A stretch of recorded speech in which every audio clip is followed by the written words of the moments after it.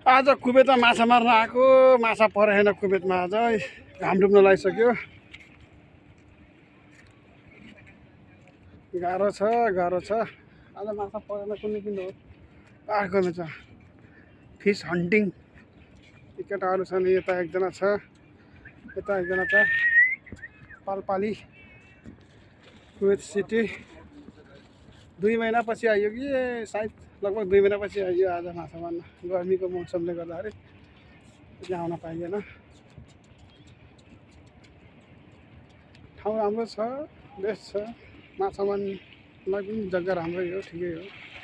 तर आज माछा त्यति गर्मीमा त्यति माछा नहुँदो रहेछ पहिला त गर्मीमा बेसी माछा पर्थ्यो क्या बोकेर लानै गाह्रो हुन्थ्यो त्यत्रो 6-7 जना मान्छे आउँदा नि त्यति मारिन्थ्यो माछा यार यति माछा मारिन्थ्यो थैलो माछा हुन्थ्यो पालपालले हान्दैछ यहाँ एउटा यस्तो जात पनि हुन्छ बिल्ली फ्रिडम यो बालेन्साको पार्टी हो यो फ्रिडम होइन र ओए पल्मा दाइ बालेन्साको पार्टी हो